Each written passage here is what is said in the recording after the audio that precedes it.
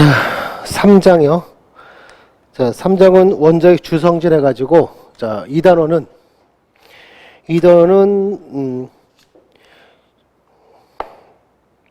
제일 먼저, 주기율표부터 시작인데, 주기율표. 이건 다 외우는 거 아니에요, 그렇죠? 외우는 거 아니고, 우선은 이렇게 세로가 족이라는 거, 원자과 전자 수 가지고 정해놓은 거예요.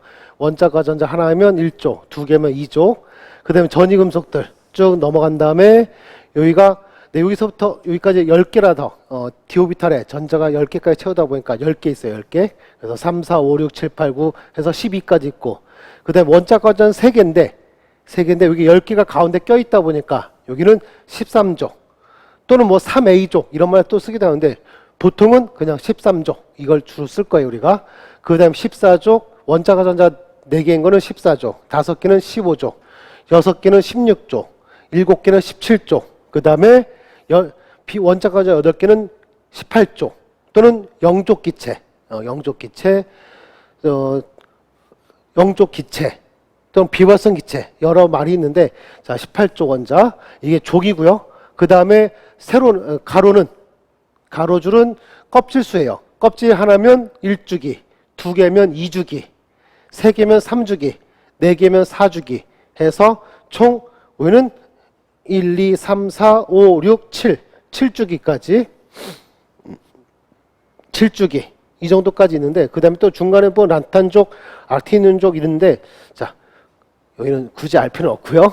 자, 그 다음에 여기 또 7주기까지 이렇게 쭉 적어놨지만, 보통 우리는 여기 4주기까지, 4주기에 30번 정도까지를 주로 다룰 거였죠. 그러면서 주기율표, 쌤이 뭐 화학 전공자 아니어도 문과생이라도 20번까지 다들 잘 외우고 계시대. 수해, 리베, 붕탄 뭐 여러 가지 방법을 해서 20번까지 잘 외우시던데, 자, 그 정도 우선 아시면 될 것 같다고 봐요. 그리고 뭐 그 외에는 여러분이 쭉 읽어보시면 될 것 같고, 자, 그 다음에 원자의 주성질하는 유획전화, 2번에 나와 있는 유획전화, 그 다음에 3번에 나와 있는 원자 이온 반지름, 그 다음에 4번에 나와 있는 이온 에너지, 5번에 나와 있는 전자 친화도, 이들이 바로 원자의 주성질이에요. 그래서 이들은, 자, 본 이론 수업에 가면 이유까지 해서 자세히 설명해 드릴 거고, 지금은 자, 우선 기본적인 걸로 암기에 좀 포커스 맞출게요. 패턴화 시켜서 누구는 값이 얼마 이런 게 아니라 경향성이 이런 경향성이다. 주기율표를 기준으로, 이 주기율표를 기준으로 유획전하는 것은 이 주기율표 기준으로 어떤 크기 순위, 어떤 수는 커진다, 뭐 이런 거. 또 이온에너지도 마찬가지, 전자체도 마찬가지. 알았죠? 자, 그러면서 자, 유획전하는 것은 자, 거기에 책 33페이지에 나와 있는 대로 전자의 작용에는 실제 핵전화라는 거예요. 자, 핵전화, 예를 들어 플러스 3이 있다면 전자가 3개 있는 거죠. 3개 이렇게 있는데, 어떤 놈은 가까이 있는 놈이 또 있고요, 어떤 놈은 멀리 있는 놈이 있어요. 그럼 가까이 있는 놈은 플러스 3을 멀리 있는 것보다 더 잘 느낄 수 있겠죠, 이 전화를, 핵전화를요. 그럼 우리는 이런 거를, 자, 느끼는 핵전화에서 우리는 유핵전화, 유핵전화 얘하고 얘를 비교하면 누가 더 크다? 더 가까이 있는 게 더 클 것이다. 그 다음에 또는 자, 핵이 있는데 전자들이 이렇게 일렬로 또 세워져 있을 수도 있어요. 그러면 요 전자는 앞에 있는 전자부터 볼게요. 앞에 있는 전자는 플러스 3을 온전히 느끼겠지만, 이 뒤에 있는 전자는 플러스 3만 느낄 뿐만 아니라 모두 느끼겠어요. 같은 전하인 마이너스 1도 같이 느끼겠죠. 그러면 결과적으로, 자, 거리에 대한 부분은 제외하고, 거리는 제외할게요. 거리가 멀어질수록 느끼는 핵전화는 점점 작아지게 돼 있는데, 그 부분 무시해 볼게요. 그럼 얘는 플러스 3을 온전히 다 느끼겠지만, 얘는 플러스 3만 느끼는 것이 아니라 모두 느낀다, 마이너스 1도 같이 느낀다. 그럼 얼마 되겠어요? 플러스 2 된다. 자, 이런 거를 우리는 유핵전화. 근데 여기다가 또 거리까지 포함시키면 더 작아지겠죠. 뭐 1점 얼마 이렇게 되겠죠. 얘는 2점 얼마 이렇게 될 테고, 자, 이런 식으로 되겠는데, 자, 우리는 정확한 수치는 우리한테는 의미 없고요. 경향성만 아시면 돼요. 그리고 지금은 자, 우선 전체적인 세부적인 거는 본 수업 때 세부적 쫙 더 들어갈 거고요. 지금은 큰 숲을 보듯이 전체적으로만 볼게요. 그래서 유핵전은 좀 전에 말한 대로 그러한 경향성이 있고, 그러한 게 유핵전하고 경향성은 같은 주기에서 원자번호 증가수 증가해요. 그 다음에 또 같은 족도 원자번호 증가수 증가해요. 같은 족, 같은 주기 이렇게 질문할 건데 같은 주기 원자번호 증가수록 증가한다. 같은 족도 원자번호 증가수록 핵전화 커지니까 그냥 커지는 거였죠. 요 정도 이렇게 아시면 된다. 그래서 최종 그 패턴은 이런 형태로 자 같은 주기 이게 같은 주기예요. 원자번호 증가할 때 증가한다. 또 역시 3주기 같은 주기가 또 역시 원자번호 증가할수록 증가한다. 자 그 다음에 같은 족 리튬, 소듐 이렇게 같은 족이죠. 원자번호 증가수 역시 증가한다. 이런 식으로 알았죠? 증가한다서 저 위는 거 아니에요. 이런 식으로 껍질이 바뀌면서 갑자기 멀어지니까 좀 감소돼요. 이런 식으로. 자, 그 다음에 원자 사이즈요. 원자 사이즈는 얘는 좀 약간 정의가 좀 약간 어려워요. 보통 원자 반지름 하면 핵에서부터 최외곽까지 여기를 우리가 원자 반지름 이렇게 정할 것 같은데 우리가 이거를 자로 잴 수가 없어요. 그 다음에 원자 하나만 붙을 수도 없고요. 그러다 보니까 비금속 원자들은 이 원자 분자라는 걸 만든 다음에 핵간거리의 절반으로 정의되고 있고요. 그 다음에 금속 원자들은 한 점에서 두 원자가 맞닿아 있어요. 얘네들은 약간 교집합 부분이 나오는 이유가 공유결합이라는 걸 하기 때문에 이런 일이 벌어지는데 이 공유결합은 뒤에서 설명할 거예요. 화학결합에서. 자, 공유결합이라는 것 때문에 약간 교집합 부분이 있다 보니까 핵간과의 절반. 그러면 이 반지름과는 좀 차가 있겠죠. 차가 있겠는데 이거 그냥 무시하고 구할 수 없다 보니까 무시하고 핵간거리의 절반을 가지고 원자 반지름의 정의를 내려요. 그리고 금속 원자는 동일한 금속 원자 한 점에서 만나기 때문에 그대로 이거는 핵광원의 또 역시 절반하면 그대로 진짜 반지름이에요.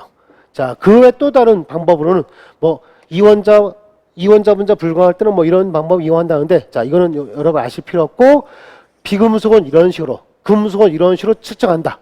그래서 측정해 봤더니 그 사이즈가 주기표상에서 어떤 경향성이 있다?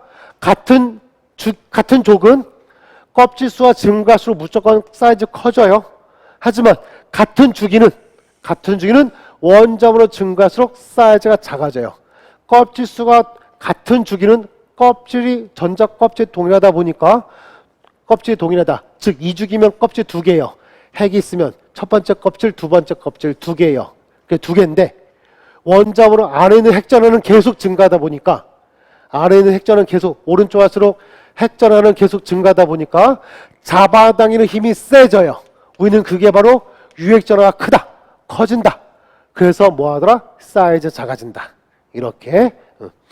자, 그러면 우리 여기다가 자, 지금 요 기초 이론에서는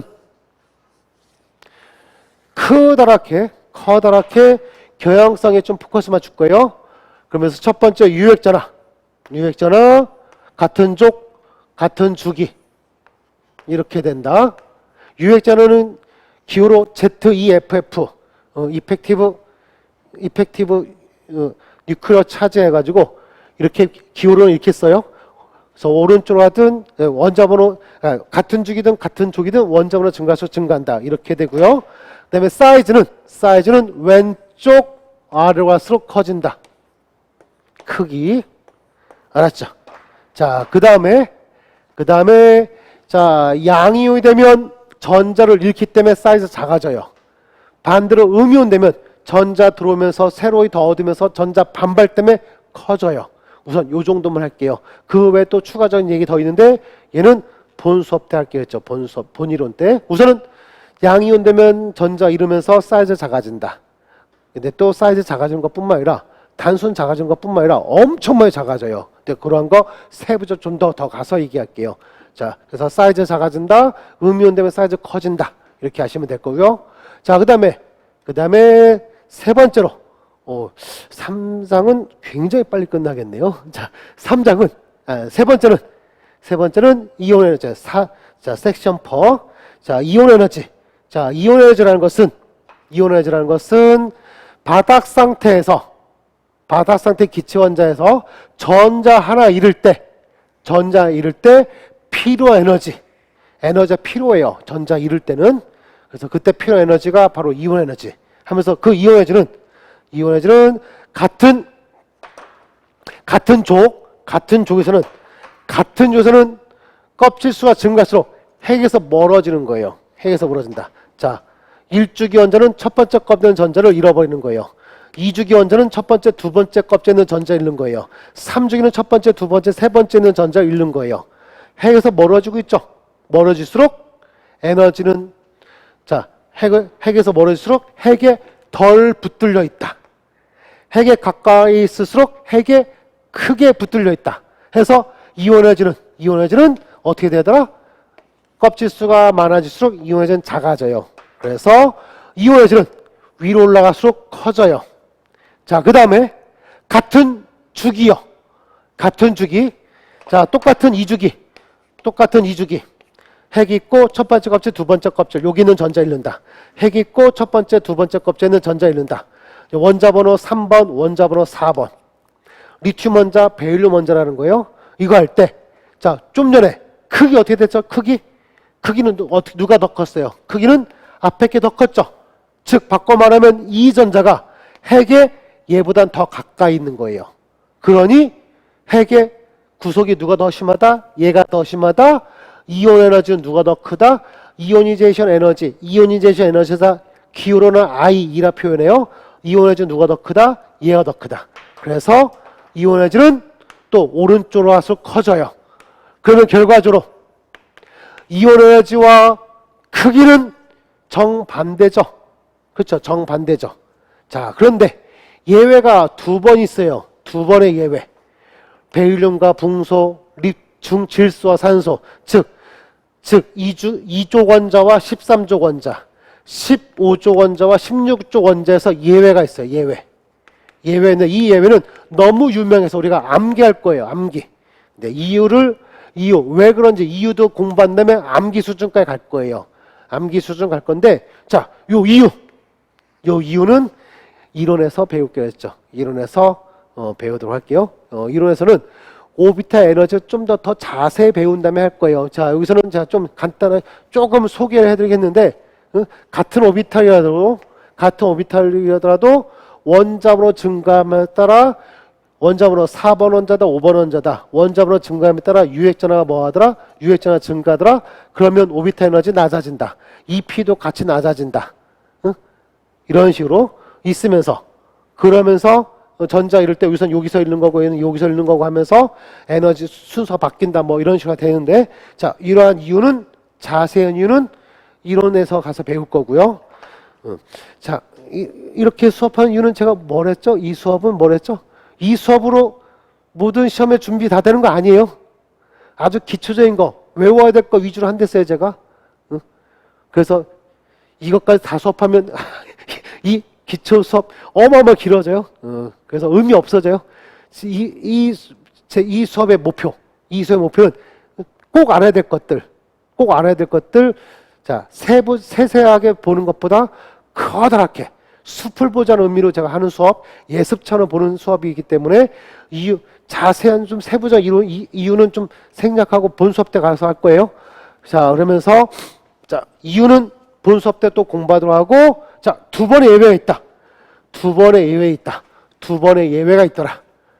자, 베릴륨과 붕소, 질소와 산소에서 예외가 있더라. 이 정도 우선은 알아두자고요.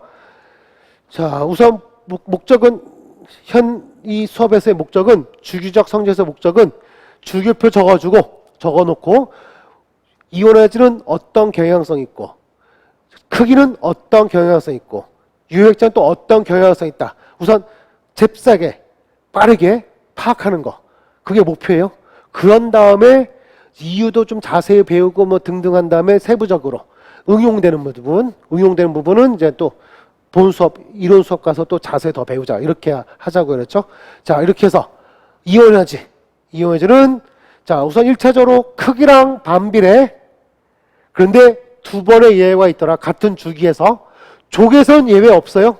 같은 주기에서 예외 없는데 같은 주기에서 매 동일한 부분에서 매 주기마다 동일한 예외 있더라. 요 정도.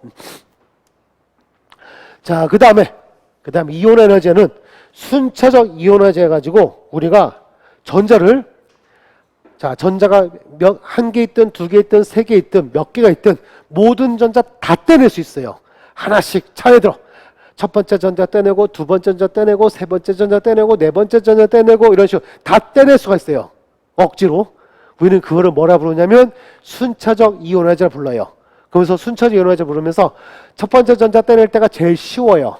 근데 하나 뗀 상태에서 또 하나 떼낼 때 우리는 그걸 2차 이온화제가 부르는데 2차 때는 하나 잃은 상태에서 또 떼다 보니까 엄청 많은 에너지가 필요해요. 그래서 2차가 더 크고요. 또 3차 떼내는데 또 떼내는 거예요. 4차 또 떼내는 거예요. 그러다 보니까 에너지 뭐다 계속 증가한다. 이거인데 그런데 이렇게 떼다 보면 현재 핵 있고 첫 번째 껍질, 두 번째 껍질. 여기에 전자 두 개 있고요. 여기도 전자 두 개 있는 베릴륨, 여기 베릴륨이라 해볼게요. 베릴륨. 요 두 번째 거 베릴륨. 자, 그러면 첫 번째 전자 떼낸다면 요 전자 떼내는 거예요. 요 전자. 이게 1차. 떼내는 상태로 또 떼내는 거. 이게 2차예요. 그러면서 1차와 2차 때까지는 같은 껍질 전자 잃고 있어요. 근데 3차 하면 여기 있는 전자 잃는 게 3차예요. 그러면서 1, 2차 때와 3차, 1, 2차 때와 3차는 큰 차이가 있어요. 1, 2차 때는 같은 껍질에 있는 전자 잃었는데 세 번째 때는 뭐예요? 안에 있는 속껍질에 있는 전자, 즉 핵에 더 가까이 있는 전자 잃고 있다. 구속력 더 큰 전자를 잃고 있다. 하면서 그때 3차 때 무슨 일이 벌어진다? 1, 2차 때보다 3차 때는 엄청나게 큰 이온화제가 필요해진다. 하면서 그러면서 이러한 패턴을 이용하여 우리는 무엇을 구할 수 있다? 원자가 전자수를 구할 수 있다. 손쉽게 구할 수 있다. 자, 베릴륨 같은 경우는 원자가 전자 두 개 들어가면서 2차까지는 이온화제가 아주 크진 않아요. 근데 원자가 전자 떼고 나면 그 다음 전자는 속껍질 전자, 안쪽에 있는 전자란 말이에요. 그때 뭐 하더라? 크게 증가하더라. 1차 때 900, 2차 때는 1700, 3차 때는 14000. 엄청 많은 에너지 필요하더라. 왜? 속껍질 전자니까. 그러면 바꿔 말하면 요 두 개는 뭐였더라? 최각에 있는 전자였다. 즉 원자과 전자 두 개였다. 이런 식으로 원자과 전자를 파악할 수 있다는 거예요. 같은 식으로 하면 붕소요. 붕소는 원자과 전자 3개. 그러면 1차 799, 2차 2400, 3차 3600. 여기까지는 큰 에너지 필요하지 않았어요. 그래서 4차 때 25000. 엄청 큰 에너지. 그러면 3차 때까지가 바로 최각 전자에 있었던 전자다. 하면서 자, 최각 전자수. 원자가 전자수는 손쉽게 구할 수 있는 게 바로 순차적 이온에너지다. 하면서 자, 순차적 이온에너지라는 정의와 얘의 활용처. 원자가 전자 판단하는데 사용한다. 이런 식으로. 자, 이렇게 해서 순차적 이온에너지 자, 알아두시면 되고요. 자, 그 다음에 전자 친화도요. 전자 친화도는 이온화제랑 정반대예요. 전자를 하나 넣어줄 때 그때 방출된 에너지. 이게 바로 전자 친화도인데 이 전자 친화도는 상당히 좀 까다로워요. 까다로워서 몇 가지 말자고요. 이온화제랑 비슷하다. 즉 까다롭다는 얘기가 예외가 많아요. 예외가 많음. 그래서 암기사항이 많다. 그래서 자, 전자 친화도는 그냥 요것만 알자고요. 하나 얻을 때 방출되는 에너지가 바로 전자 친화도다. 전자를 얻을 때 방출된 에너지가 바로 전자 친화도다. 요 정도 알았죠? 그러면서 이온화제랑 비슷하다. 즉 같은 주기에서 원장으로 증가할수록 방출된 에너지 뭐하더라? 커지더라. 요 정도만 알아두자고 그랬죠. 제가 욕심내서 좀 더 이렇게 표도 넣어주고 했는데 자, 이거는 우리가 본 수업 때 제대로 배울 거니까 그때 좀 하도록 하고 우선은 경향성 요 정도 알아두시고, 그 다음에 지금은 자 기초 이론에서는 유액전화, 그 다음에 크기, 그 다음에 마지막으로 이온 에너지, 이렇게 세 개의 경향성, 요 정도만 우선 공부해 놓자고요. 요 정도만 하고 본 수업 때 가서는 아주 자세하게 이유까지 해가지고 왜, 자 좀 더 자세할 거예요. 그 다음에 또 응용이 또 있어요. 응용. 시험 문제가 요거 그대로만 나오는 게 아니라 응용된 것도 간혹 끼워서 나와요. 그래서 그것까지 한꺼번에 다 할 거예요. 다 할 건데, 자 세부적인 것까지 다 하다 보니까 좀 양이 많아지죠. 양이 많아지니까 전체적인 개요들을 자꾸 까먹어요. 그래서 지금 기초에서는 전체적인 개요도로 요 정도만 다루도록 하고, 요거에만 좀 여러분 집중해서 공부하시면 되지 않을까. 이 정도. 하고 본 수업 때는 아주 세부세하게 기초적인 것부터 시작해서 응용 심화까지 전체로 다 알려드릴 거예요. 지금은 이 정도로 좀 많이 아쉽긴 한데 자꾸 뭔가 말하고 싶어 하시는데 참을게요. 말을 하면 할수록 굉장히 어려운 걸로 넘어가 버릴 수 있으니까 실수로 참고 요 정도만 여러분이 공부해 놓자. 자, 이걸로 3장 끝내도록 할게요.